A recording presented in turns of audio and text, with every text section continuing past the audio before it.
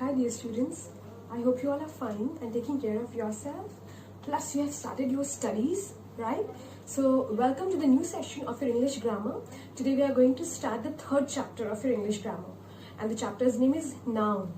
You must be thinking, ma'am, we already know what are noun. But today we are going to delve deeply into the categorization of noun.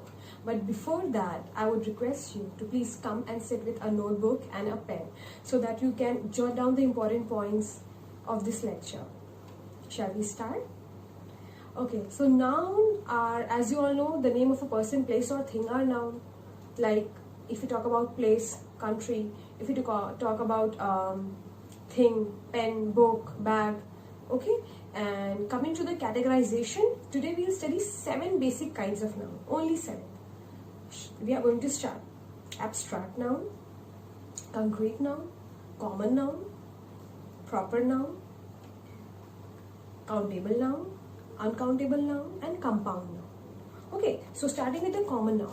See students, common noun refers to the class of people, like public, okay, in which it is not known, the certainty is not known whether it's a boy or a girl or whether it's having a particular position. So public or students, class, okay, this is a common noun. But when we talk about proper noun, it has a different name. Like it can be name of a person, Mr. Raj or Mr. Singh. It can be name of a particular city, Pune, Bombay, Kolkata. It can be name of a particular country, India, Turkey, Russia. Okay, so I will tell you one basic hint to categorize. Common noun does not start with a capital letter, but proper noun starts with a capital letter, because proper noun has a specified name and common noun does not have a certified name. Okay, coming to abstract noun, the nouns which cannot be touched, that cannot be measured, or that cannot be seen. It can be feelings like happiness, loneliness, love, or it can be qualities. Okay, then coming to concrete noun, just the opposite of abstract noun. The nouns that can be touched, the nouns that can be measured, like wall. Okay, wall is a concrete noun. Paper, paper is a concrete noun. Why? Because we can touch it, we can measure it, we can see it. Okay, these are concrete nouns. Then coming to countable nouns, very easy. I have always been telling you, the heading of the content or the heading of the topic always has the meaning hidden in it. So countable noun, the nouns that can be counted. For example, there are many books in my library, or there are many dresses in my almirah, or there are many pens in my box. So the nouns that can be counted, books can be counted, dress can be counted, okay.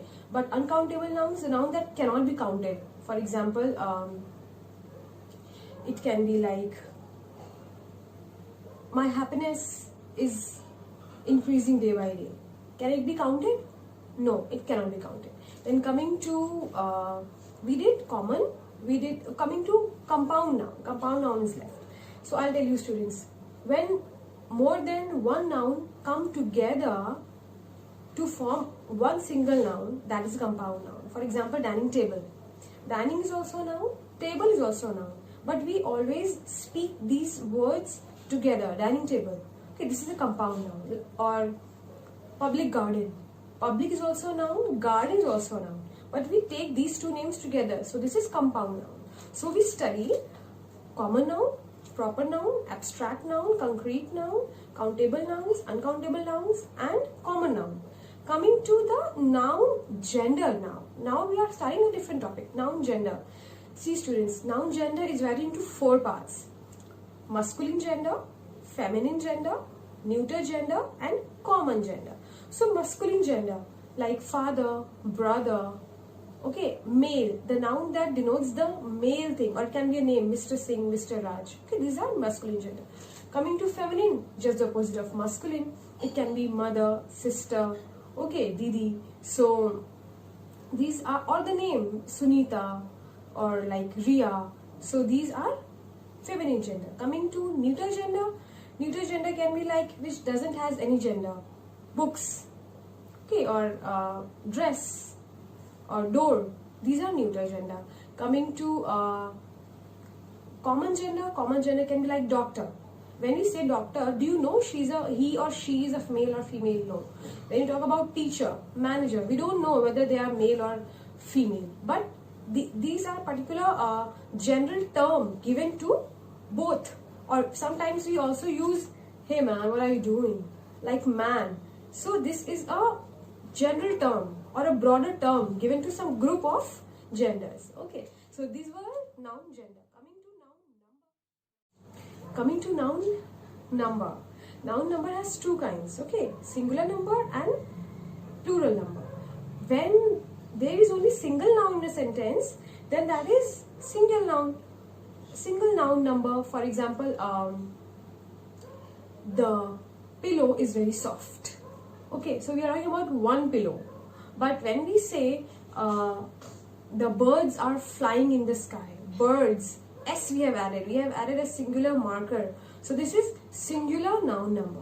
So today we studied what are noun, we studied the kinds of noun, and we studied the number noun and gender noun. So I hope you all have understood this session and you all have enjoyed. Do not get confused, read your chapter carefully and jot down the important points. I hope you all have understood, dear students. Take care.